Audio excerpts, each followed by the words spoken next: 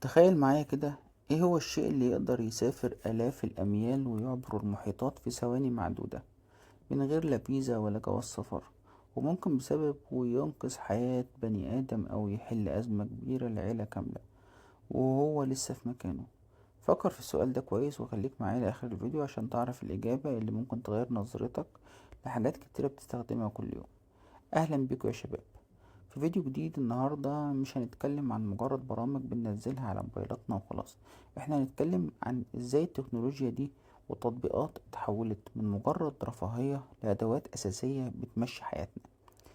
يعني لو بصيت حواليك هتلاقي ان التطبيقات دي بقت هي السكرتير بتاعك، والدكتور اللي بيتابع صحتك، والمحاسب اللي بيظبط لك مصاريفك. فكرة ان معاك جهاز صغير في جيبك بيخليك تطلب اكل، تحجز طيارة، تتعلم لغة، او حتى تخلص شغلك، دي نعمة كبيرة خلت حياتنا اسرع واسهل بكتير، ووفرت علينا وقفة طوابير ومجهود جبارة كنا بنضيعه زمان. ومن اهم المجالات اللي التطبيقات عملت فيها ثروة او ثورة حقيقية في مجال الفلوس وهي التحويلات المالية. وعشان كده النهاردة جايب لكم واحد من اشهر التطبيقات في المجال ده، هو تطبيق ريميتلي. التطبيق ده مخصص للناس اللي عايشة برا بلدها، المغتربين اللي بيشتغلوا ويتعبوا عايزين يحولوا فلوسهم لأهلهم وأحبابهم في بلدهم بأسرع وقت وأقل تكلفة. طيب، ايه هو ريميتلي وبيعمل ايه بالظبط؟ ببساطة هو تطبيق بيخليك تحول فلوسك من البلد اللي انت عايش فيها، زي امريكا او اوروبا او الخليج، لاي دولة تانية، وتستلم الفلوس دي بطرق كتيرة جدا. يا اما تتحول مباشرة على حساب بنكي، او على الشخص، او الشخص يستلمها كاش من فروع معينة، او حتى توصل على محفظة الكترونية على الموبايل زي فودافون كاش وغيرها. وكل ده وانت قاعد في بيتك ماسك موبايلك من غير ما تروح بنك ولا تقف في طابور ويسترن يونيون.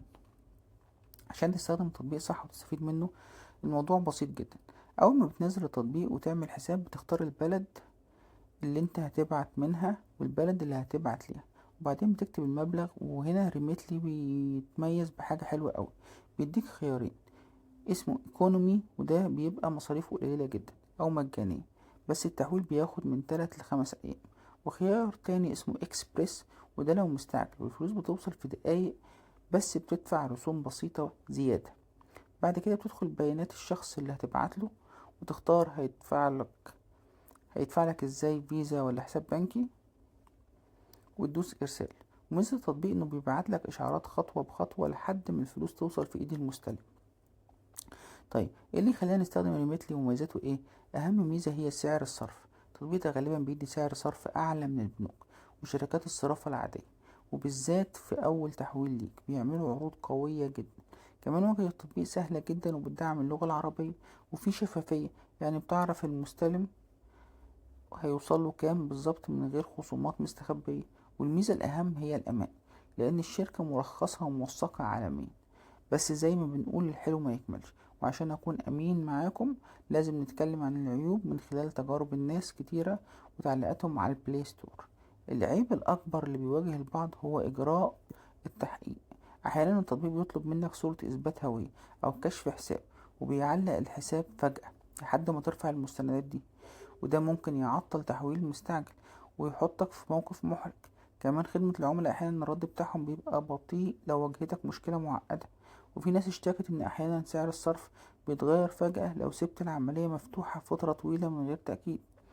رأي الناس اللي جربوا التطبيق على المتجر وتقييمه معدي 4.8/5 بيقولوا إن الأغلبية العظمى مرتاحة جدا معاه، وبيشكروا جدا في السرعة وإن الفلوس بتوصل في نفس اللحظة لما بيختاروا اكسبريس. لكن الشكاوى القليلة كانت مركزة على حتة قفل الحسابات لدواعي أمنية اللي اتكلمنا عليها، وطبعا عشان غسيل الأموال فبيبقوا يعني مهتمين شوية. فانت لو هتبعت حاجة زي كده حاول توثق حسابك قبل ما تبعت أي حاجة، وتجرب في مبالغ صغيرة في البداية. نصيحتي ليك عشان تستخدمه صح وتتجنب المشاكل دي: اولا تأكد ان اسمك واسم المستلم مكتوبين صح جدا زي البطاقة الشخصية. ثانيا جهز صورة هويتك تكون واضحة على موبايلك عشان لو طلبوها ترفعها فورا. ولو واجهتك اي مشكلة او حسيت ان الريتميتلي مش مناسب ليك، في بدائل قوية جدا ممكن تجربها. عندك تطبيق وايز وده ممتاز في التحويلات البنكية ومصاريفه قليلة، وفي تطبيق وورلد ريميت وده شغال برضو كويس في تحويلات الكاش والمحافظ الإلكترونية. وطبعا تطبيق ويسترن يونيون الغني عن التعريف اللي ميزته إن فروعه في كل حتة في العالم. في النهاية التطبيقات دي معمولة عشان تخدمنا، المهم نختار اللي يريحنا ويوفر علينا. ودلوقتي جه وقت الإجابة على السؤال اللي سألته في أول الفيديو، فاكرينه؟ ايه هو الشيء اللي بيسافر في ثواني من غير فيزا وينقذ ناس؟ الإجابة هي المعلومة الرقمية أو الفلوس الإلكترونية. في عصرنا ده ضغطة زرار واحد بتحمل قيمة وفلوس ومعلومات بتطير عبر الحسابات عشان تحل مشاكل على الأرض. التكنولوجيا خلتنا نقدر نكون جنب بعض ونساعد بعض حتى ولو بينا محيطات. لو الفيديو عجبك واستفدت منه متنسوش تعملوا لايك وتشتركوا في القناة عشان يوصلكم كل جديد عن أسرار التطبيقات وازاي نستخدم التكنولوجيا لصالحنا. شكرا لمتابعتكم واشوفكم على خير في الفيديو الجاي.